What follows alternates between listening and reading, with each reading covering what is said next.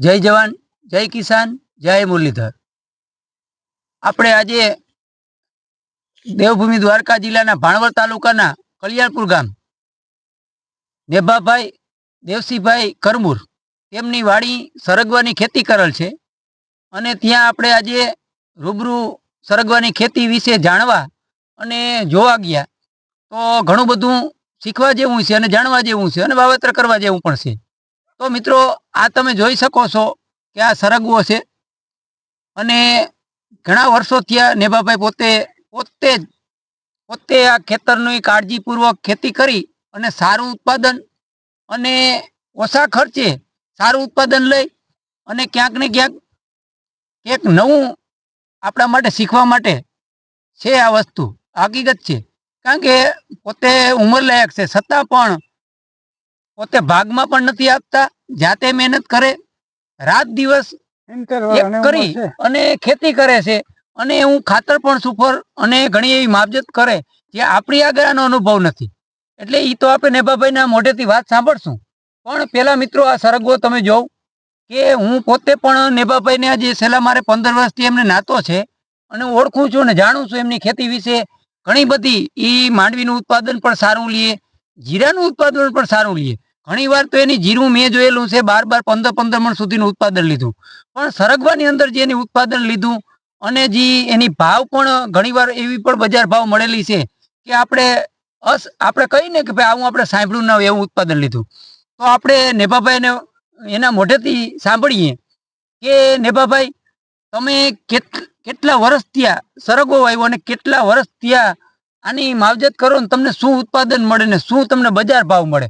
તો પહેલેથી આપણે કેટલા વર્ષનું વાવેતર કરેલું છે સરગવાનું, તો એ નેભાભાઈના મોઢેથી આપણે સાંભળીએ। તો નેભાભાઈ, તમે આ સરગવાનું વાવેતર કેટલા વર્ષ ત્યાં કરેલું છે? 8-9 વર્ષ થયા વાવેતર કરેલ છે એને। અને તમે ટૂંકમાં સરગવાનું વાવેતર કર્યું, એ તમે ક્યાંથી એવું મનમાં આવ્યું કે આપણે સરગવા તરફ જઈ અને આપણે ઉત્પાદન સારું મળે? ટીંબડી એકાદી જગ્યાએ વાવેતર હતું ને હું જોવા ગયો, તે પછી એમ થયું કે સરગવો વવાય।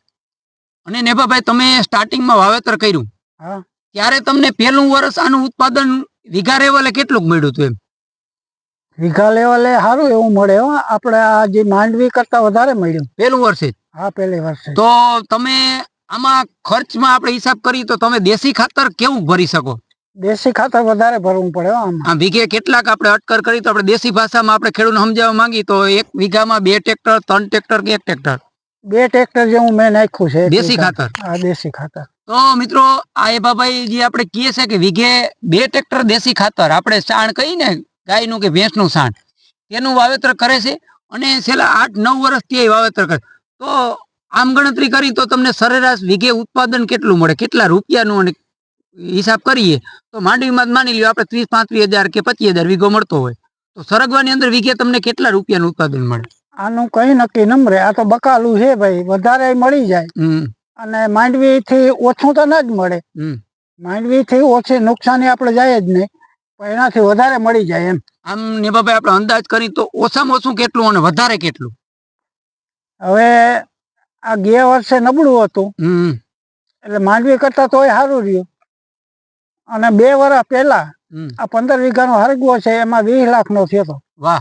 તો ખેડૂત ભાઈઓ, 15 વીઘાનો સરગવો હતો અને 20 લાખનું ઉત્પાદન નેભાભાઈએ લીધેલું છે। આ અને એમ કહે છે કે ભાઈ આ તો બકાલા જેવું છે, ક્યારેક ભાવ વધારે આવે ક્યારેક ઓછો આવે, તો એનો ફેરફાર થતો હોય તો આપણે સમજી સહી કે ભાઈ બકાલા જેવું હોય તો આનો માર્કેટ થોડુંક ડાઉન હોય તો પણ તોય પણ એમ કહે છે કે માંડવીથી ઉત્પાદન સારું એમને મળેલ છે। એટલે મિત્રો, આ કરવા જેવું છે। પણ હું જ્યાં આ 10 વર્ષ ત્યાં જે અલગ અલગ વિસ્તારોમાં જાતો અને જોતો હું, ખેડૂત ભાઈ વગરથી માવજત વિશે પણ જાણતો હું, પણ આ નેભાભાઈને હું છેલ્લા 15 વર્ષથી મારે નાતો છે ખરેખર તો, પણ અને ઓળખું છું કે આની જે સરગવાની અંદર પેલી આપણે જે કહીને કે દેવભૂમિ દ્વારકા જિલ્લાના ભાણવડ તાલુકાની અંદર કલિયાણપુર ગામની અંદર નેભાભાઈ પોતે જે સરગવાનું વાવેતર કર્યું હતું અને પેલા જે 2 વર્ષની અંદર ઉત્પાદન લીધું હતું, તેની આગળથી ઘણા એવા ખેડૂત અહીંયા રૂબરૂ આવી એમની મુલાકાત લઈ એની આગળથી શીખી અને પોતે પણ વાવેતર કર્યા છે અને સારું ઉત્પાદન લીધેલું છે। એટલે નેભાભાઈને પહેલેથી પોતાની ઉંમર, નેભાભાઈ તમારી ઉંમર કેટલી છે? 70 વર્ષ। 70 વર્ષની ઉંમર છે અને આપણે એમ કહીને તો 70 આપણે અત્યારે 40 વર્ષ 50 વર્ષની અંદર તો આપણે કામ મૂકી દેશું. તો નેભાભાઈની 70 વર્ષની ઉંમર છે, છતાંય આ ખેતીનું તમામ ખેતીનું ધ્યાન રાખે અને કાળજીપૂર્વક મહેનત કરે છે. અને સાથે સાથે પોતે પણ ક્યાંક ને ક્યાંક જવાબદારીપૂર્વક આપણે પણ સમજી શકીએ કે વ્યવહારમાં જવું, આડાવરા કામ કરવા અને સાથે મજૂર સાથે કામ કરાવવું, અને મજૂર ના જડે તો પોતે પણ ખેતીમાં એટલી નજર રાખે છે કે જો તમે આ સરગવો છે, ખરેખર બાગાયત ખેતી હોય ને તો ભાઈ ગોઠણ તો ખડ ઊભું હોય, પણ કેટલી ચોકસાઈ છે કે આમાં તમને ખડ જોવા નથી મળતું. એટલે ખરેખર આપણે એક શીખવા જેવું છે. એટલે આપણે આવા ઇન્ટરવ્યુ લઈ અને ક્યાંક ને ક્યાંક આપણા ખેડૂત ચેનલની અંદર માહિતી આપીએ, જેથી કરી આવનારા સમયની અંદર આપણા જેવા જે યંગ ખેડૂત છે એમની આગળથી થોડુંક શીખી અને આપણે આપણું ઉત્પાદન તો વધારી શકીએ, પણ ખેતીની અંદર પણ કંઈક ને કંઈક. અને નેભાભાઈ આગળ મેં એ વાત જાણેલી છે કે નેભાભાઈ ખડની દવા નથી છાંટતા. તમે અગાઉ મને કીધું હતું ક્યાંક ને ક્યાંક આમાં વાયરસ આવતો હોય, એટલે એ પણ એક સત્ય હશે મિત્રો કે ખડની દવા પણ ઓછી છાંટે છે, અમુક જરૂરિયાત પૂરતી છાંટતા હશે, પણ મન પડે ત્યારે ખડની દવા લઈને ખડની દવા છાંટી તો આની અંદર બાગાયત ખેતી એવી હોય કે એમાં વાયરસ આવતો હોય, જેથી કરતા છોડની અંદર ઉત્પાદન ન આવતું અને ફાવરિંગ ખરી જતું હોય. એટલે ઘણા એવા માવજતના જે અમુક આપણે કહીને કે ભાઈ જે અમુક આપણે માવજત કરતા હોય પણ એમાં પણ ઘણું બધું જાણવા જેવું હોય. આપણે એમને આંખું વીસીને બધું કરી લઈ તોય પણ ઉત્પાદનમાં ક્યાંક ને ક્યાંક નુકસાની આવતી હોય.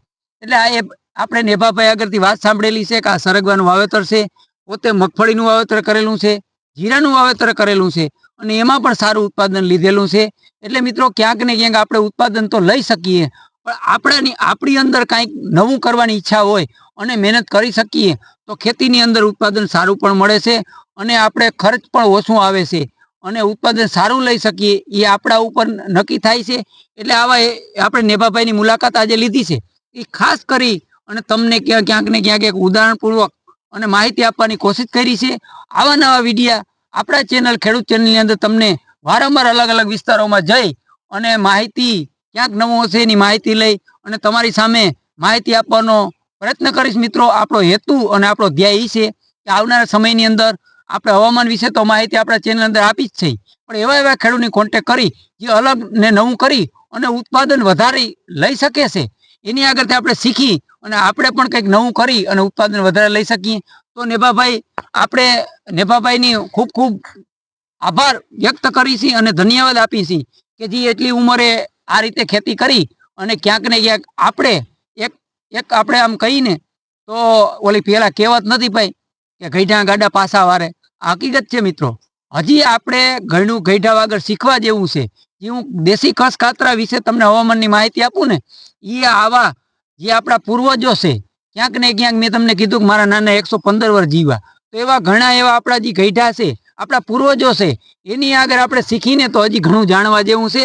ભલે અત્યારે ડિજિટલનો જમાનો આવ્યો અને ક્યાંક ને ક્યાંક આપણે અટાણે કહીને કે ભાઈ કે જમાનો આગળ નીકળી ગયો, ભલે આગળ નીકળી ગયો મિત્રો ડિજિટલ અને ક્યાંક ને ક્યાંક મોડલની દુનિયામાં, એને પણ આપણે સલામ ભરી છીએ, પણ હજી આપણા જે પૂર્વજો આગળ ઘણું એવું છે કે જૂના પેટારામાં આપણે જોઈ તો જૂનો પેટારો ખોલીએ આપણા પૂર્વજો આગળ તો આપણે ઘણું એવું શીખવા મળે છે. અને આગળ અને આપણે હવે એના મોઢેથી તમને ક્યાંક ને ક્યાંક તમને કામ આવી શકે એવી માહિતી કે ની જે સરગવાનું વાવેતર કરેલું છે અને કેટલું ઉત્પાદન લીધેલું અને કયા રીતે મહેનત કરેલી, કઈ રીતે બિયાણ લેવું, કઈ રીતે વાવવું, કેટલા અંતરગાળે વાવવું, આપણે કેટલી જારીએ વાવવું, પછી છોડની અંતરગાળો કયો છે, પછી કેટલા વર્ષે કેટલું ડીએપી વાવવું કે ઉરિયા વાવવા કે દેશી ખાતર વાવવું, અને પોતાની મોબાઈલ નંબર પણ આપણે લેશું જેથી કરતાં આપણા અલગ અલગ વિસ્તારોના ખેડૂત ભાઈઓને એમની આગળ માહિતી લેવી હોય તો ક્યાંક ને ક્યાંક કામ આવી શકે.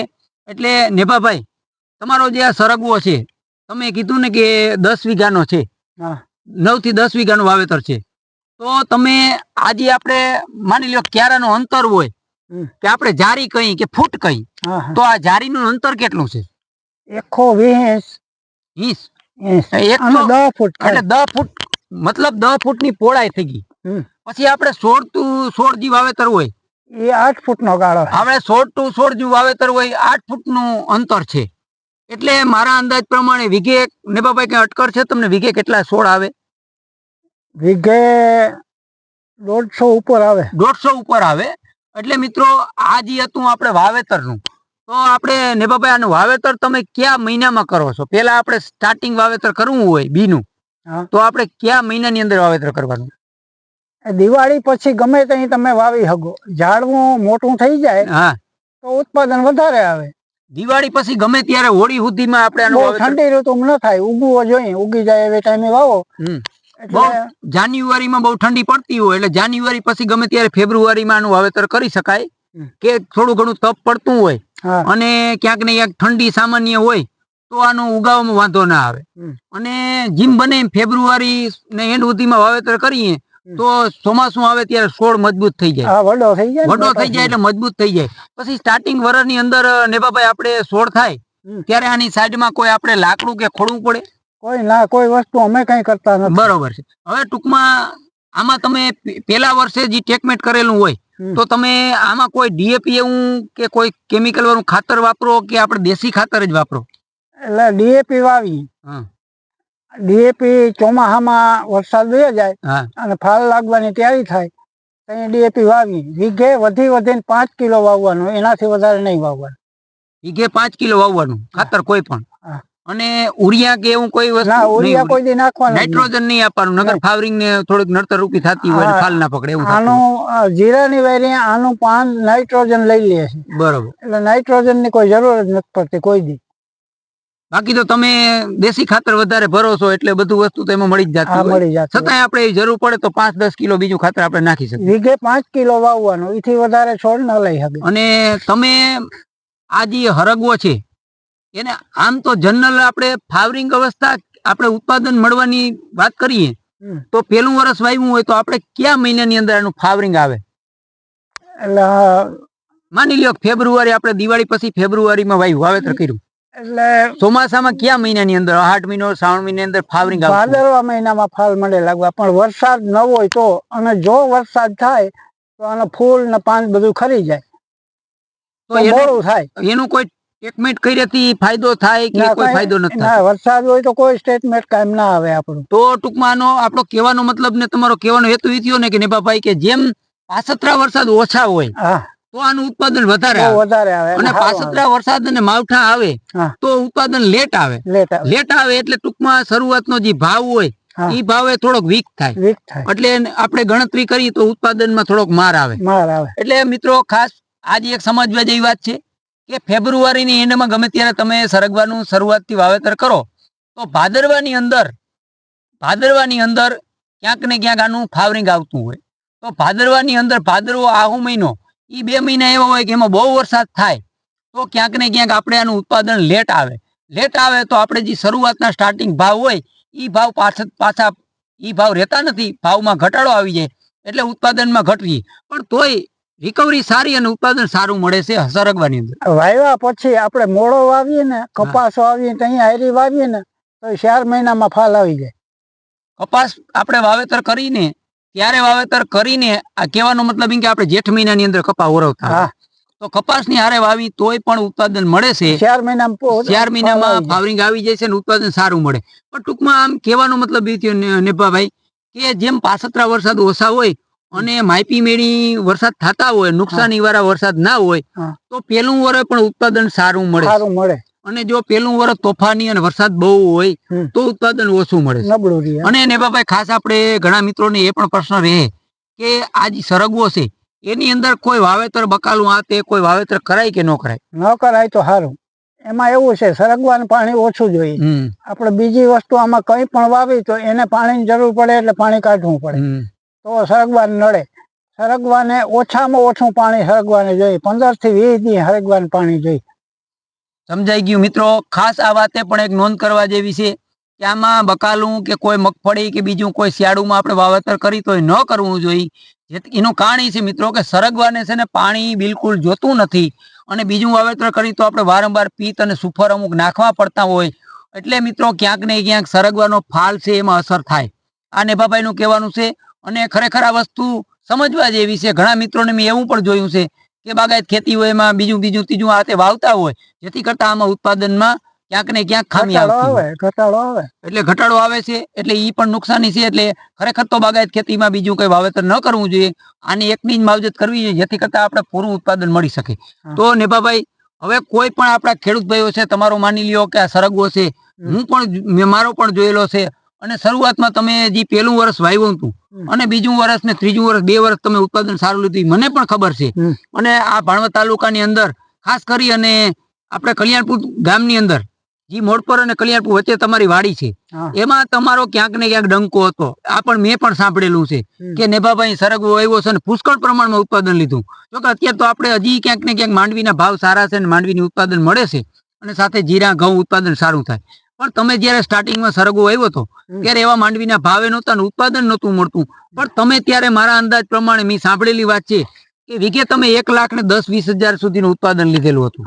અને ત્યારે તમારો ડંકો વાગ્યો હતો કે ભાઈ નેભાભાઈ કરીને છે વ્યક્તિ અને સરગવાનું ઉત્પાદન મફલક થયું છે અને સારું ઉત્પાદન મળ્યું છે અને સાથે રૂપિયા પણ પુષ્કળ વીઘે મળ્યા હતા.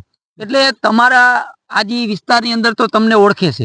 અલગ વિસ્તારોથી તમારી આગળ સરગવા વિશે કોઈ ખેડૂતને માહિતી અને ક્યાંક ને ક્યાંક મહેનત જાણવી હોય અને તમને રૂબરૂ મળવું હોય તો નેભાભાઈ તમારા નંબર આપશો, જેથી કરતા ખેડૂત ભાઈઓ ક્યાંક ને ક્યાંક નવું શીખી અને તમારી આગળ જે તમે માવજત કરેલી છે એ ખાસ જાણી શકે. એટલે તમારા મોબાઈલ નંબર એમને આપણે વિડીયો દ્વારા બતાવી તો તમને ક્યાંક ને ક્યાંક ફોન કરી અને માહિતી જાણી શકે.